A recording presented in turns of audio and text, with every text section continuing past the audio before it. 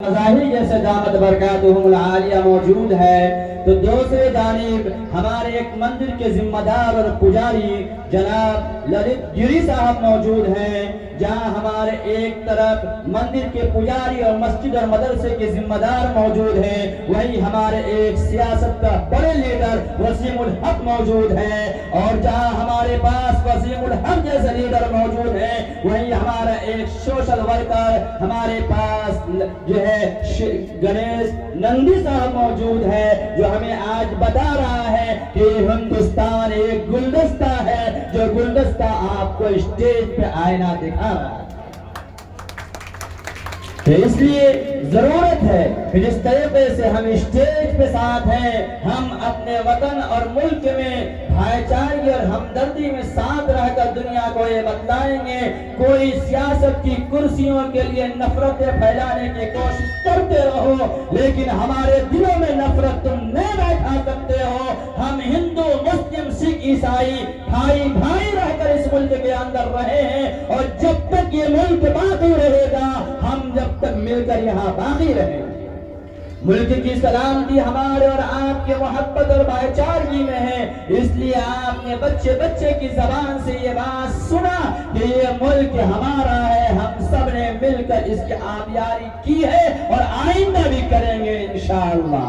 ہندوستان زندہ باد، ہندوستان ہندوستان ہندوستان، یہ ملک ہمارا ہے، یہ ملک ہمارا ہے، یہ ملک ہمارا ہے۔ ہمیں لیڈر کیسا چاہیے؟ ہمیں لیڈر کیسا چاہیے؟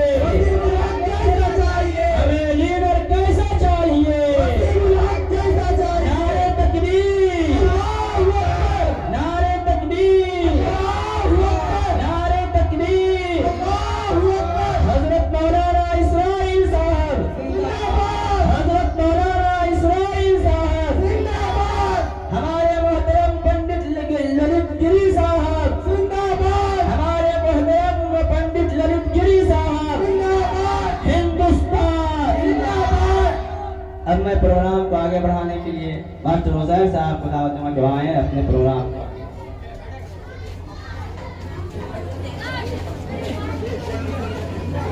آپ حضرات جس طریقے سے پروگرام کو انجوائے کر رہے ہیں، بس 2-4 پروگرام اور بچا ہے، آپ بیٹھے رہیں، زیادہ لمبا پروگرام نہیں ہے۔ یہ پیغام جو تقریر کے ذریعے سے اور مولانا صاحب نے اپنے زبان سے جو کہا ہے، اسی شاعر نے 2 لفظوں میں یہ بات کہی ہے کہ نہ تیرا ہے نہ میرا ہے، یہ ہندوستان سب کا ہے۔ نہ تیرا ہے نہ میرا ہے، یہ ہندوستان سب کا ہے، اور نہیں سمجھی گئی یہ بات کو نقصان سب کا ہے۔ اب ہم آتے ہیں اپنے اسکول کے پروگرام کی آخری کڑی، صوبیہ اعجاز کلاس 9 جیم پبلک اسکول جہانگیر محلہ کی طالبہ، جو آپ حضرات کے سامنے اردو میں ایک تقریر پیش کرے گی بطور آواز۔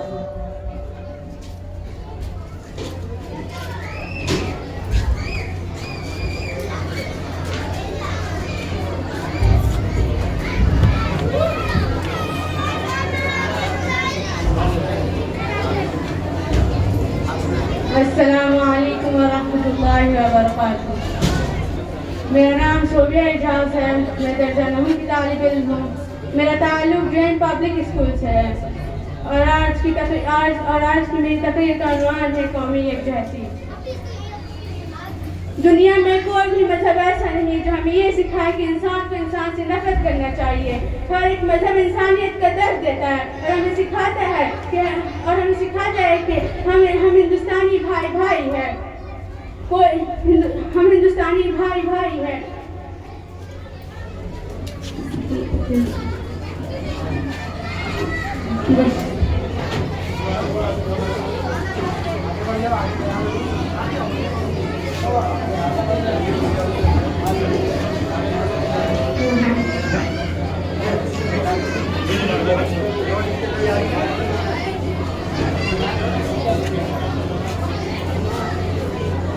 دنیا میں کوئی مذہب ایسا نہیں جو ہمیں یہ سکھائے کہ انسان کو انسان سے نفرت کرنا چاہیے. ہر ایک مذہب انسانیت کا درس دیتا ہے اور یہ سکھاتا ہے کہ اپنے ہمسایوں کے ساتھ مل جل کر رہو. ہر مذہب ہمیں یہ بتاتا ہے کہ اچھے انسان اس مٹی سے پیار کرتے ہیں جس میں انہوں نے جنم لیا ہوتا ہے. جن کھیتوں گلیوں محلوں میں وہ کھیل کود کر پروان چڑھے ہوئے ہوتے ہیں. اس علاقے سے اس دیش سے پیار کرتے ہیں. جب کسی دیش کے لوگ آپس میں پیار اور محبت سے رہتے ہیں تو دوسرے دیشوں کے لوگ ان کی طرف آنکھ اٹھا کر بھی نہیں دیکھ سکتے. اور جس دیش کے لوگ قوم مذہب ذات برادری نسل علاقہ اور زبان کے نام پر آپس میں لڑتے ہیں اتفاق کے بجائے نفاق کے راستے پہ چلتے ہیں دوسرے دیشوں کے لوگ ان سے بالکل نہیں ڈرتے اور اکثر ایسا ہوتا ہے کہ غیر آ کے انہیں غلام بنا لیتے ہیں. صدر علی وقار آج ہندوستان کا کوئی بھی اخبار اٹھا کر دیکھے تو ایک آدھا خبر دو گروپوں کے تصدق کی ضرور نظر آئے گا. کہیں ہندو اور مسلمانوں کے درمیان فساد ہوا ہوتا ہے تو کسی خبر میں سیاہ اور سنی مسلمان فساد کی تفصیل درج ہوئی ہوتی ہے. کسی روز اخبار میں خبر آ جاتی ہے کہ فلاں گاؤں کے لوگوں نے